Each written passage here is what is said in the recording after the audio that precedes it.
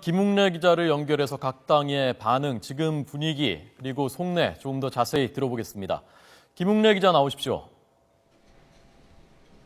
네, 국회에 나와 있습니다. 네, 우선 통합진보당 어떤 분위기입니까?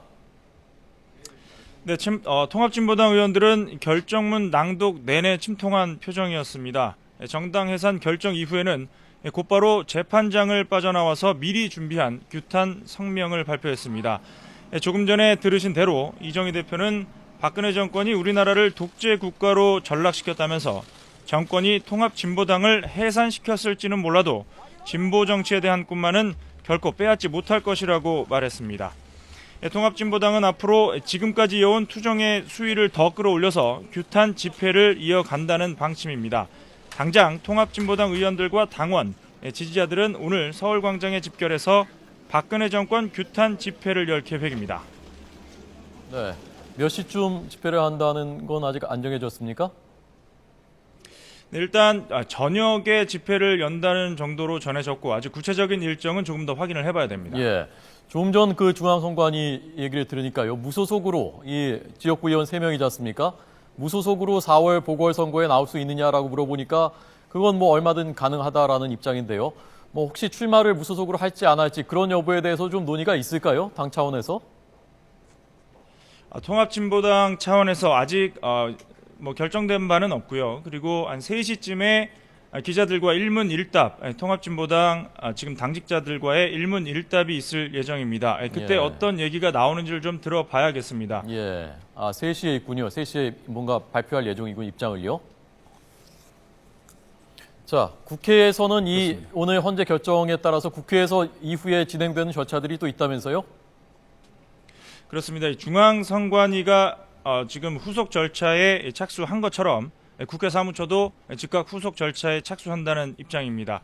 헌법재판소의 결정에 따라서 국회 사무처가 관련 규정에 따른 절차를 밟게 되는 겁니다. 우선 헌법재판소의 결정서를 전달받는 대로 통합진보당에 대한 사무실과 각종 예산 지원을 중단합니다. 또 7일 이내에 국회 본관과 의원회관에 있는 통합진보당의 사무실을 비워줄 것을 통보할 예정입니다. 또 통합진보당 소속 국회의원의 의원직 상실이 결정됐기 때문에 국회의장은 권한 통지서를 대통령과 중앙선거관리위원회에 통지하게 됩니다. 결국 헌법재판소 결정에 따라 통합진보당은 국회 활동의 기반을 잃게 되는 겁니다. 네.